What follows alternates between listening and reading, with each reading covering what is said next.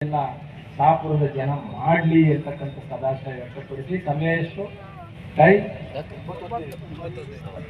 ಈ ಜಯಂತಿಯನ್ನು ನೀವು ಅರ್ಥಪೂರ್ಣವಾಗಿ ಮಾಡಿ ನಮ್ಮ ಹೆಣ್ಮಕ್ಕಳಿಗೆ ದೊಡ್ಡ ಹಕ್ಕುಗಳನ್ನ ಕೊಟ್ಟಿದ್ದಾರೆ ಅಂಬೇಡ್ಕರ್. ಮಹಿಳೆಯರಿಗೆ ಇವತ್ತು ಭಾರತ ದೇಶದ ಮಹಿಳೆಯರ ವಿಮೋಚಕ ಯಾರು ಅಂದ್ರೆ ಅದು ಬೇರೆ ಯಾವ ದೇವರು ಅಲ್ಲ, ಯಾವ ಧರ್ಮನೂ ಅಲ್ಲ, ಹೆಣ್ಣು ಮಕ್ಕಳ ವಿಮೋಚಕ ಡಾಕ್ಟರ್ ಬಾಬಾ ಸಾಹೇಬ್ ಅಂಬೇಡ್ಕರ್. ಅಂಬೇಡ್ಕರ್ ಅವರ ಫೋಟೋವನ್ನ ಭಾರತ ದೇಶದ ಪ್ರತಿಯೊಬ್ಬ ಹೆಣ್ಣು ಮಗಳು ತಲೆ ಮೇಲೆ ಇಟ್ಕೋಬೇಕು. ಭಾರತದ ಪ್ರತಿಯೊಬ್ಬ ಹೆಣ್ಮಗಳು, ಯಾಕಂದ್ರೆ ಹೆಣ್ಣು ಮಕ್ಕಳು ಹೆರಿಗೆ ಫ್ಯಾಕ್ಟರಿ ಆಗಿದ್ರು ಈ ದೇಶದಲ್ಲಿ, ಬರೀ ಮಕ್ಕಳು ಹಿಡಿಬೇಕು ಅಷ್ಟೇ ಅವ್ರ ಕೆಲಸ. ಹೆಣ್ಣು ಮಕ್ಕಳು ಇವತ್ತು DC ಆಗಿದ್ದಾರೆ ಅಂದ್ರೆ ಅದಕ್ಕೆ ಅಂಬೇಡ್ಕರ್ ಅವರ ದೀಕ್ಷೆಯಿಂದ DC ಆಗಿದ್ದಾರೆ, SP ಆಗಿದ್ದಾರೆ.